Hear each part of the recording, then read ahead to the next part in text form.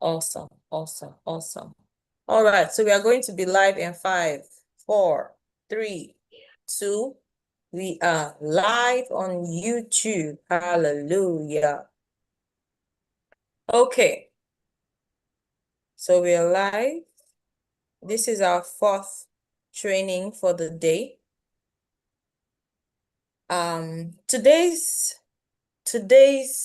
This evening session needs no introduction, but I'm going to go ahead and do it anyway. In the person of Professor Ifoma Ann Modebe, my mother.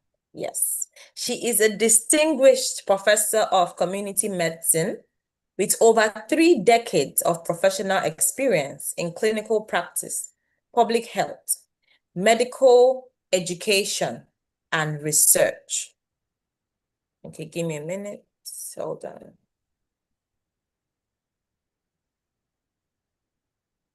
Please, I want to be seeing fire emojis. Okay. So I'll take it from the beginning. Professor Ifoma Modebe is a distinguished professor of community medicine with over 3 decades of professional experience in clinical practice, public health, medical education, and research. She has made notable contributions to community medicine, geriatric care, infection disease control, and health system development in Nigeria and beyond. She earned her MBBS in 1984, FWACP in 2003, and MPH in 2005 from the University of Nigeria, Nsukka. She has risen through the academic ranks to become a full professor in 2015. Her academic responsibilities include teaching, supervising undergraduate and postgraduate students, teaching and supervising undergraduate and postgraduate students, coordinating public health nutrition modules, and spearheading research in public health, geriatrics, and infectious diseases. Professor Modebe has held numerous administrative and leadership roles, including heading the Department of Public Health Care and the Director of the Comprehensive Health Center in Ugbo. She has served as a consultant to major organizations, including UNICEF, the Nigerian Red Cross Association, the National Health Insurance Scheme, and Alzheimer's International Nigeria. Notably, she established the Ugbo Geriatric Social Center and coordinated multiple public health interventions targeting HIV and AIDS, tuberculosis, child and maternal health, and malnutrition. Her scholarly output includes over 40 peer-reviewed publications and several conference papers addressing issues ranging from dementia care and mental health to public health policy and infectious disease control. She has received international research grants, collaborated with institutions like King's College London, and played a crucial role in strategic health planning in Southeast Nigeria. Professor Modebe is a member of numerous professional associations, including the Nigerian Medical Association, Nutrition Society of Nigeria, NSN, and the Association of Public Health Physicians of Nigeria. Her voluntary service extends to decades-long medical support for motherless babies' homes throughout the Red Cross. She has received various commendations, including merit awards from the Nigerian Red Cross and faith-based organizations. Her current research interest focuses on health systems reforms, nutrition in the elderly, social determinants of health, and the socio-economic implications of COVID-19 in resource-limited settings. Without further ado, let us give a warm welcome to Professor Ifoma Modebe, and her slides will be presented by Dr. Uzoma. public health physician, public health advocate, mental health advocate, as well as humanitarian and human rights activists, to mention the few.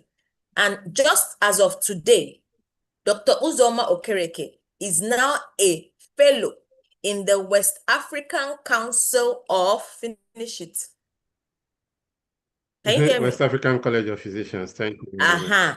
You see, I'm not a Yeah, medical. West African College of Physicians. All right. Thank you very All right. much. You're welcome, sir. So let me Thank you. Thank you. It's a pleasure to be with you all. It's a big show. Professor Ifeoma Modebe is the leader of the A team. The leader of the disruptive thinking. She will tell you think outside the box. And mental nutrition iodization is still one of her masterpieces in trying to make sure that we understand the role iodine plays in mental health nutrition. So we are going to be talking about nurturing health with iodine deficiency and prevention.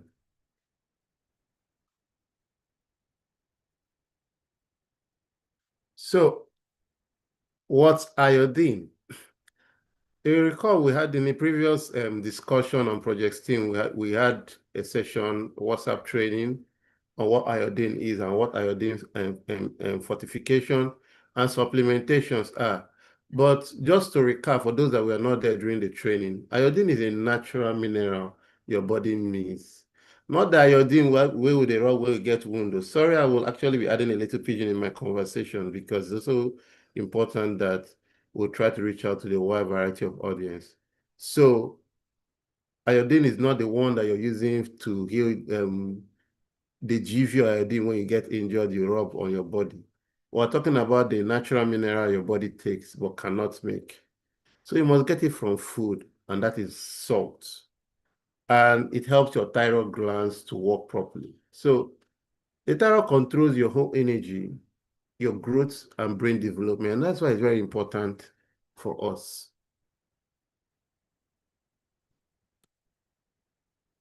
Without iodine, the baby's brain will not develop well. Children may learn slowly or may have lower IQ. So whenever you see that child that is not doing so well in school, when you're beating her and saying, Olodo, your head no dey work, you might think, is it possible that this child is not getting enough iodine? When you see an adult that is feeling tired, cold, or weak, you might actually look for iodine in the system. And of course, classical sign in most part of the sub-Saharan African, when you see the neck swelling, goiter in various sizes, you might be thinking of iodine. For pregnant women, it's important for them to take iodine for the baby's brain. For breastfeeding mothers, to feed the baby through milk. For babies and young children, for growth and learning. For everyone else to stay healthy and active. I want to use this medium to appeal to our mothers that exclusive breastfeeding is very important and must be upheld. And after exclusive breastfeeding, complementary breastfeeding, giving the baby breast milk and complementary feeds up to 2 years, 24 months is important. I know it might be a tall cry from normal, but the benefits far outweigh the risk or the stress involved. So I encourage mothers to always think about what's best for their babies and for their health.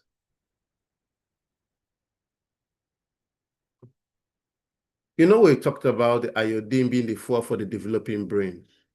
So iodine is very critical for neurodevelopment. So if you're looking at the slides, the CT scans will point to you that when there's a maldeficiency of iodine, the IQ reduces by 10 to 15 points. So what the thyroid hormones does is the synaptogenesis, the myelinations, and neuronal migration. And this is a very, very important for us, especially as the child is growing, because when we talk about childhood dementia, I told you it happens as a syndrome. It happens in cahoot with other things. And why it's important for us, possibly iodine deficiency could be one of the reasons why we might be having some form of childhood dementia.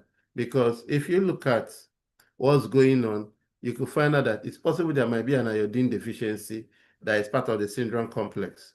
So it's important that we understand the connections between the brain and iodine. So a lot of studies have actually asked us, actually try to find out where iodine is most prevalent. So in the Himalayas, Andes, Alps region, iodine, because of poor soil, is prevalent. In Nigeria, around the people of Ebonyi, some parts of Anambra, some parts in the north, we're actually seeing iodine deficiencies prevalent there.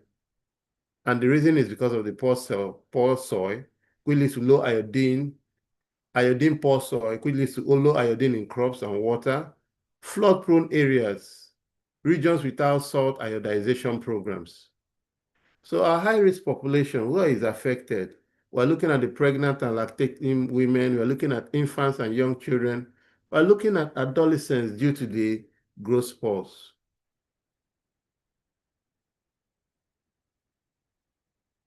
So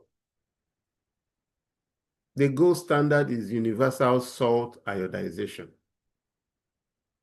So what is universal salt iodization? This is actually the reason Lewis Loveness Foundation was formed.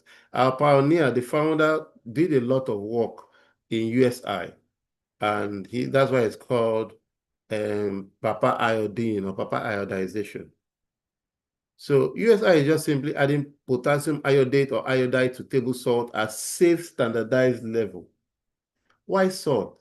It's consumed regularly by most everyone, easy to fortify. It has very low costs. And the impact is that it prevents goiter and cognitive defect, just like I said. It's cost-effective public health intervention. It's recognized by international organizations, WHO, UNICEF, and ICC-IDD as the best strategy. So what's our recommended daily intake? So for infants 0 to 6 months, you're looking at 110 micrograms. For children 1 to 8 years, we're looking at 90 micrograms. For children 9 to 13 years, you're looking at 120 micrograms. For adults, we're looking at 150 micrograms. For pregnant women, we're looking at 250 micrograms. And for lactating mothers, we're looking at 250 micrograms. So where do we get iodine from? So most reliable now, we're looking at iodized salt. So most of our meals are iodized salt. So when you're picking your table salt, you may want to look at it and see whether it's iodized salt, which is very important for us to look at. Also, we may need to take a lot of fish, shellfish, seaweed, milk, yogurt, cheese. This is due to the iodine in cattle feed and sanitizers. Eggs, very important. If the dough is made with iodides, you can eat some bread. But 1-to-1, sea salt, Himalayan pink salt are often not iodized. Plant-based diets may be low in iodine unless fortified foods are consumed. It's important that we know that.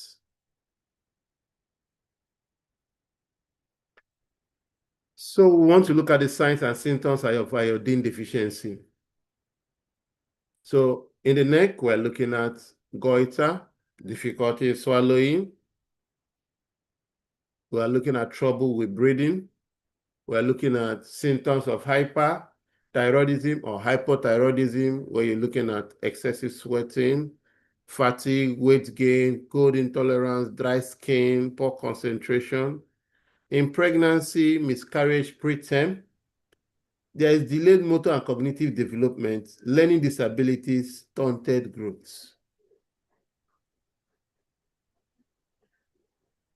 So now to the key term while we're here. Mental nutrition emphasizes nutrients that directly support brain function and psychological well-being. Remember we talked about iodine's role in mental nutrition. We said it supports neurotransmitter synthesis. And if you recall in our teachings previously, we defined dementia as a chronic neurodegenerative disease that is characterized by memory loss. And we explained in our previous lectures that what happens is there's an affectation of the neurotransmitter junction and the neurotransmitter synthesis. So you can be right to say there is a connection of iodine in supporting neurotransmitter synthesis. We're also looking at the role of iodine in maintaining optimal energy metabolism in brain cells. Of course, we know that iodine prevents developmental delays that affects learning behaviors and social integration. So it's important for us to know that. There are challenges in iodine uptake. So there's lack of access to iodized salt in rural and remote areas. I think more about lack of access is lack of information or misinformation or false information about salt consumption. Something like saying that all salt is bad. Or inconsistent iodization standards across countries. Over-reliance on processed food, which may use non-iodized salt. Recall in our previous trainings, which I handled, I told you about there's a need to, in fact, there's an emphasis on limiting or eliminating ultra-processed foods.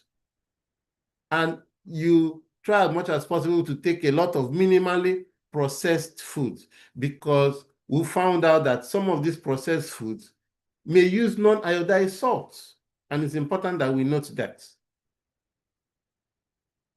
There is declining iodine status in some high-income countries due to dietary shifts.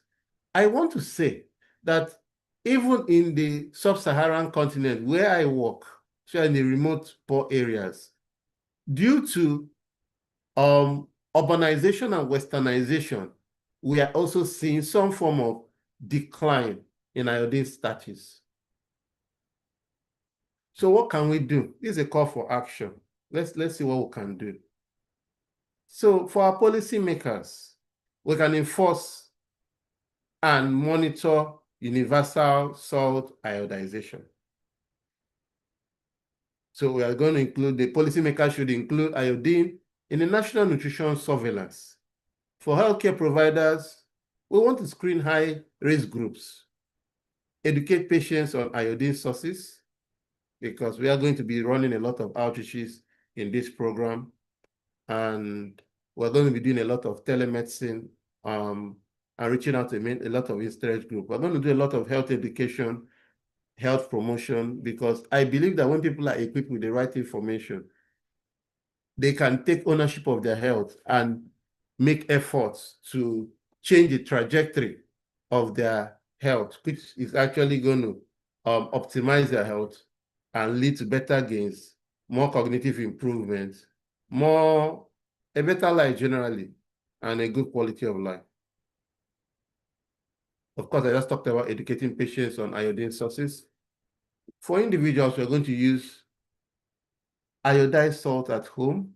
We're going to consume iodine-rich foods. You're going to consider prenatal vitamins with iodine, 150 micrograms per day, if dietary intake is insufficient. I want to suggest to a lot of mothers that it's important that we eat a lot of good foods. There are a lot of fruits, there are a lot of vegetables. It's wonderful that when we encourage mothers to take those fruits and vegetables, long run is going to help us, and especially brain-rich foods. like vegetables like broccoli, like kale, like cauliflowers. These are important vegetables that one can use. Okay? Take a lot of nuts, take a lot of water. There's something we call Zobo drink that's made from hibiscus. It's very good for cardio health and also for brain health. Bambra nut is very, very good. So we'll try to eat a lot of those foods and minimize processed food. I'm emphasizing that. So let's look at our success stories. Thailand had to reduce goiter prevalence from 30% to less than 5% within a decade using USI. Ethiopia, our sister neighbors here, did a national iodization program, which caused iodine deficiency disease by 60% in 15 years. Goiter was virtually eliminated after iodized salt was introduced in 1924. So, in conclusion, iodine is a small element with massive impact. It's a foundation to mental development and lifelong cognitive health. Universal salt iodization remains one of the most successful and cost-effective public health interventions in history.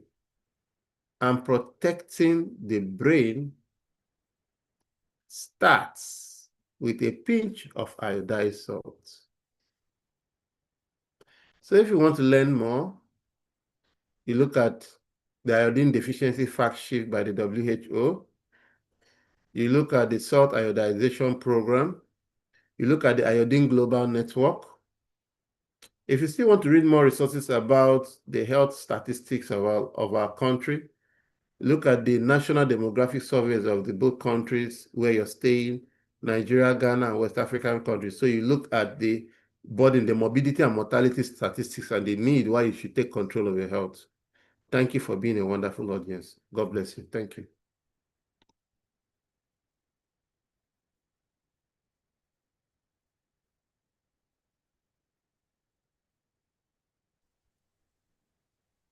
Thank you, Dr. Uzoma, for delivering the slides of Professor Ifoma Modebe so wonderfully well. I believe this is a section where we can now ask. I hope he was able to break it down so that you can understand the basics about what we've been screaming since the 1st of October and for the past couple of years. Does anybody have any question on iodine and nutrition, on iodine and mental health? Does anybody have any question with regards to this now? And please, you can raise your hand or unmute or type, and then we can relay the question immediately. Thank you.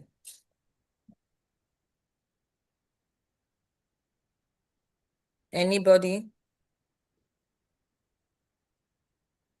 No questions? Thank you, Doc. Thank you for the session, Doc. Thank you. My question is with regards to awareness. Yeah. I think one of the major problems we have, especially in this our side of the world, in this our demographics, is lack of information, and then it is so prevalent that people bask in their ignorance. For instance, my question goes to us: how do we sensitize people? How do we create awareness about the importance of iodized salt? Because in this place where I find myself around here, a lot of persons use sea salt around here. It's very common, and I won't even be surprised if some of them use it for their cooking and all of that. So what role can we play? How do we convince these people? Because some of them will be like, we have been using this thing for long and nothing has happened. How then do we manage to create this awareness? Yeah, thank you very much. I thank you. You're looking at it from a practical point of view. Yes. By the grace of God, I've been a medical broadcaster for the past 8 years. Let me break it down. I've been talking on the radio, traditional media, public conferences, non-profit causes about how people can take control of their health. Recently, I and Coach Ndali, we started healthy living, and we have a non-profit, Shukrani Africa, which has actually had a lot of those things in mind. One way is taking it to them. You don't wait for them. And I want to tell you the power of traditional media can never be overemphasized. When I started talking, initially was every day in my last 8 years ago, then later to 3 times a week, then currently to what I am doing twice a week. A lot of people thought there was no impact. Well, gradually there's this thing called the snowballing effect. So each one tells one, each one tells one, each one tells one. So those little drops, just like this, like Prof mentioned in her slides, everything starts with a pinch of salt. So with a pinch of information, which is shared appropriately, we have a lot of ways to share it appropriately. The traditional media, the churches, the marketplaces, the family where you're staying, keep talking, keep educating. People need to know with facts. Try to simplify things. You don't try to demonize people. You have to look at it from the point of empathy because they don't know. For instance, the conversation can be like, sea salt is the original salt. You say, at all, no problem. That since we're in the age of internet, can we browse whether sea salt contains iodine? Both of you did like a fun exercise. And it opens like an aha moment. It finds out that sea salt does not have it. Then you now look at, okay, where can we get sources of this? You can now see that it's broccoli. You go to the market, you pick up those things. That little simple exercise will authorize him and energize him. I like to speak to the mothers, and I like to speak to the aspiring mothers and the non-aspiring mothers because they are the fulcrum of society. Once they are spoken to, we have a larger base. But above all, as long as you speak to each one tells one, each one reaches one, each one informs one, we'll get there. Thank you. I hope I've been able to answer your questions rather than not confuse you. Thank you. Yes, you have. Thank you very much for the detailed explanation, sir. Okay, so we have another question in the comment section, and this is from Ayo Flourish. She says, I have a question, sir. I'm always feeling tired, even after sleeping for hours, and sometimes I just find it difficult to focus on important tasks. Plus, I get tired easily when subjected to minor stress. Could this be the result of iodine deficiency? Yeah, to Ayo, yes, thank you. It's possible it could be a result. So maybe when you go to the lab, you check for your iodine level. Good hospitals will look for that. So you look at the level of iodine in your system. It could also be as a result of executive stress syndrome. Possibly you're not, how will I put it? You're not taking your days or your moments in diets. So that could be also another factor that is also a reason why this is not forthcoming. It also could also be that possibly because of the long screen time you're having, this is very common with most of us that are using the laptops and the phones, that these are also symptoms that it can come out. But above all, it starts with a simple test. You go and check your iodine level, and then I've actually listed the other possible differentials that you could have. Yeah, thank you. I hope he has answered your question, Ayo.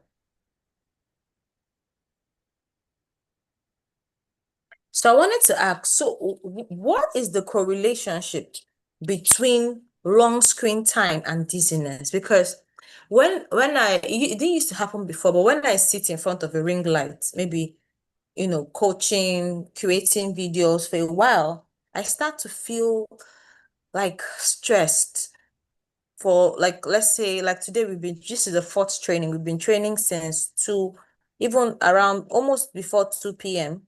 And this is the very fourth training of the day.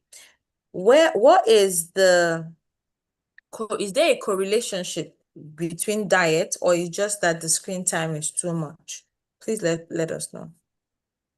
Yeah, thank you very much.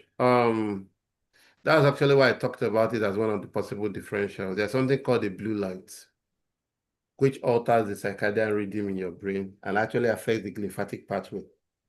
So one of the things we need to do long term is have short bursts.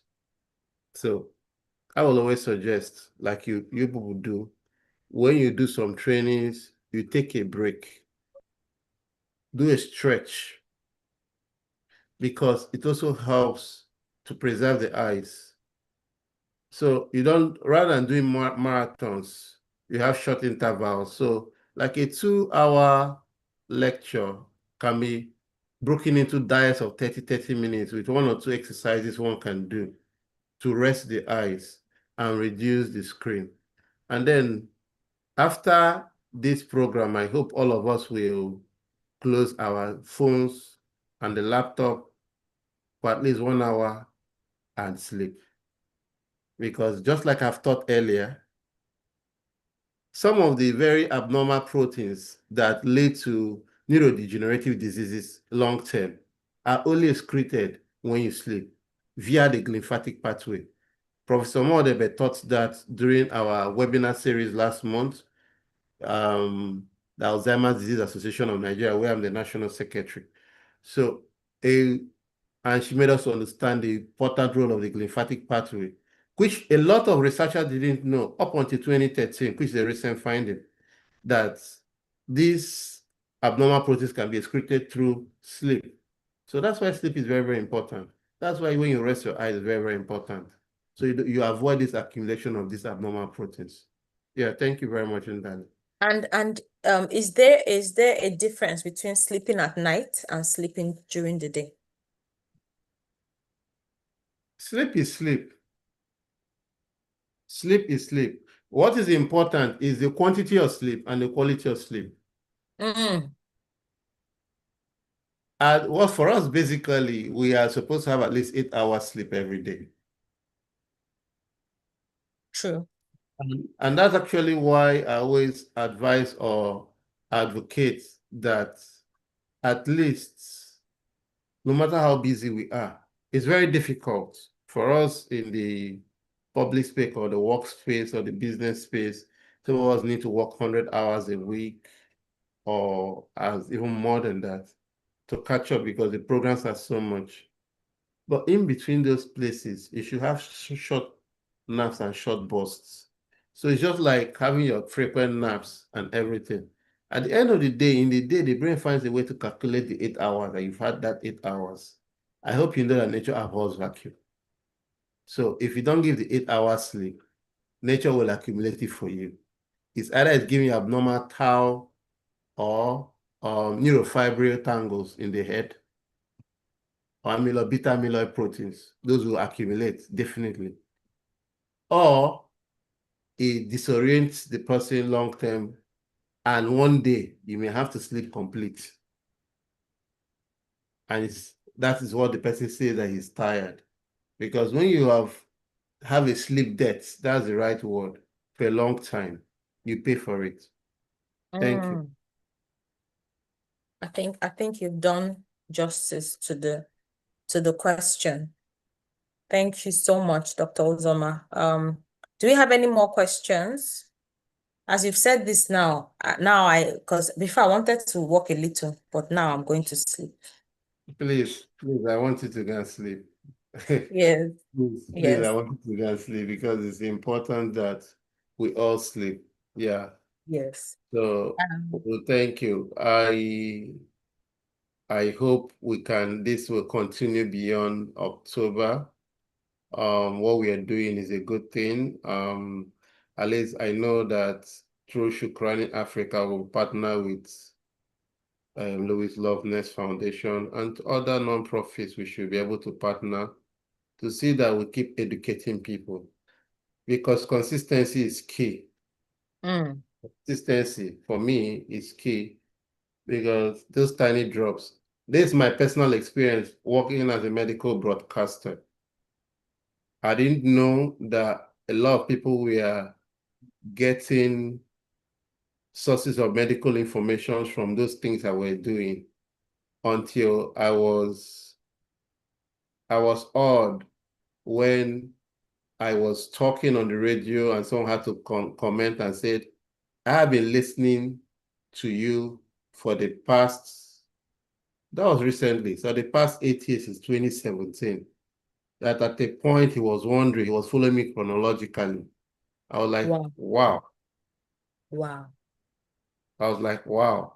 And he had explained a lot of things. And I found out that those little pieces of information he was receiving was helping him to delay the hospital visit, because when you practice preventive medicine, the time you take to get to the hospital is delayed. So that is the candidate you see that in a year, he may only visit the hospital twice in a year, or maybe once a year. And if he's visiting, he's not sick, he's actually going there to just do a comprehensive medical checkup. So I think above all, we should learn to be healthy and live long and add production, add effort to our years. Let's all have a lot to smile about. And Coach, after this training, you are going to sleep. Oh, I'm already diagnosing you from here. I'm yes, diagnosing you from here. I'm yes, diagnosing from here. You need to sleep from here. I'm exhausted. And I think, like you said it's the blue rays, right? Yes, the blue rays. So you need to be resting your eye. I wanted to ask a question. Two questions. One, if I wear glasses, can they cut out the blue rays? One. Two. Yes, you can use a blue cut lens. So I'm wearing a glasses, but mine is clear lens. We can use blue cut. There is photochromic and there is blue cut. So Okay. blue cut can limit the rays. Then you can also, your system, you can also do some form of protection, like a blue cut screen. Get a screen on your laptop so that it also reduces the amount of rays that gets into your eyes. Above all, you have to take some preventive measures for yourself, which is very, very important, especially if you're working long term. And despite those screen times you're putting, you also have to make out time on your own to see that you have time you have off the screen. The screen. So that yes. And off the screen doesn't mean you go and watch TV. No, TV is not the problem, it's the phone. Okay, the phone. Okay. We are all guilty of the phone. We are all guilty. Yeah. So another thing I wanted to ask is, I'd asked about the blue screen. Another thing I wanted to ask is for people that already have ailments that associated with iodine deficiency, like goiter. And I know the one that is almost irreversible is stunted growth, right? But if someone already has goiter, is there a cure for goiter or is it uncurable? Yes, there is medical and surgical management for goiter. Surgical. There is medical and surgical for goiter. If it's swollen, you remove it, So I think the most important thing is to visit your healthcare, the closest healthcare facility you have that is licensed with qualified medical personnel to take it up from there. And is there no natural remedy to reverse The it? natural remedy is to prevent it, and that is what we just taught. Preventive medicine. Then I wanted to, a friend of mine, I saw her yesterday, and I saw that on her eye, there was a boil growing, but she said she wasn't feeling any pain. So I started to wonder what it could be. And I'm trying, as I'm not a doctor, I don't want to go and say anything about cancerous or non-cancerous, but if someone has a growth on the eye and is already forming and there's no pain whatsoever, is there like, what would you say as a doctor? It's actually a red herring to something. She has to go to a facility for her eyes to be checked. A lot of differentials are pumping up in my head, but then what did you call it, a red herring? Yes, head herring is the tip of an iceberg phenomenon. That is an indication something deeper is going on in the system that you and I don't She know. needs So to she dig needs to deep go to the into. facility so that she'll be further investigated, and then we can thin out the differentials and have a way to sort out the problem. And is prompt action needed? Yes. And I know that the person that has that condition is aware that prompt action is needed. I think the challenges that we have as a nation, as individuals, is financing. And that's actually where the role of non-profits come in, to see how we can cushion the effects, look Yes. for low-hanging fruits, my mentors would call it, that people can grab onto or hold on to and see how they can control their, take care of their health. So I think these are the works in motion. We're going to create structures, we're going to create systems, low-hanging fruit that people will want to use and then help themselves. Yeah. I think that's it for me. Any further questions from anybody else before we call it a night? We've worked so hard. Fortune has been formidable. The formidable Fortune. Thank you so much. Dr. Uzo, I congratulate you. I celebrate you. I am very grateful.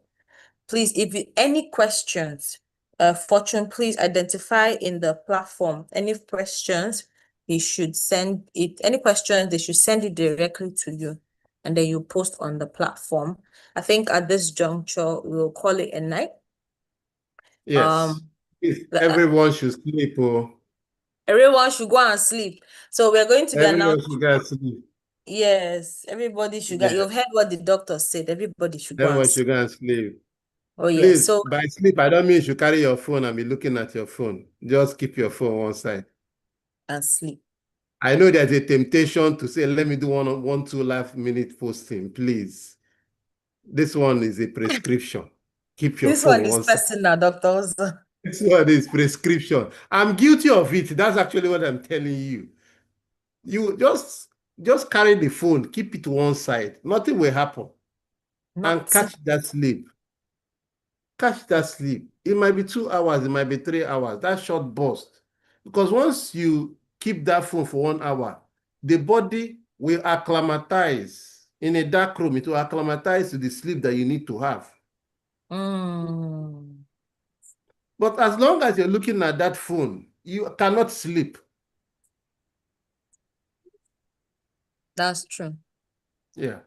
So, thank you. Danke. Danke Namaste. too. Danke. Danke Dalo. too. So, Thank you, coach. Merci Thank you. beaucoup. merci beaucoup. Mhm. Auf Wiedersehen. But before Yeah. then, before Auf Wiedersehen, I want to say that we are the team. We are part of the team behind what we're doing. And on Thursday, we are going to be going live at the correctional facility.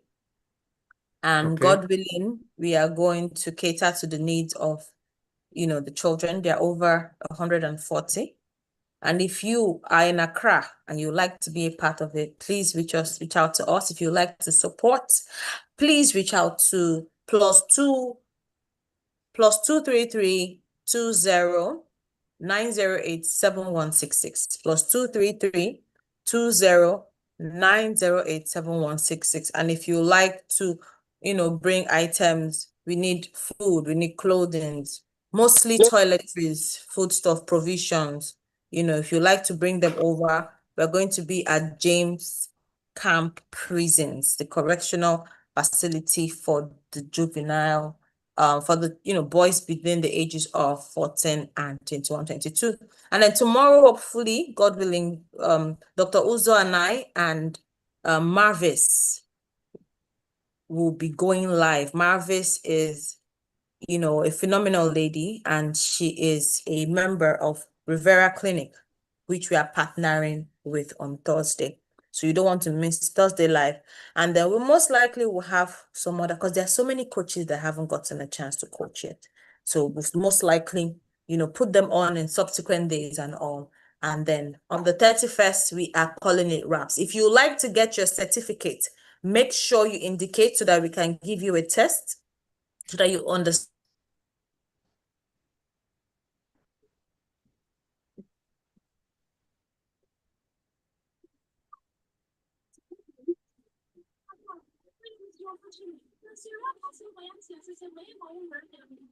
Mommy, everyone. No, but I'm not going to bed.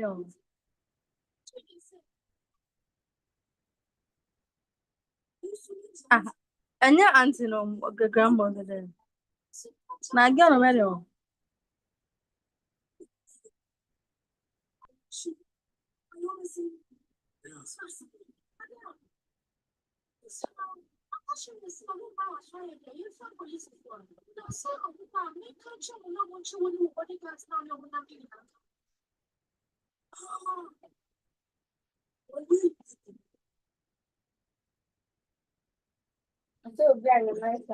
Yeah, where did Janina?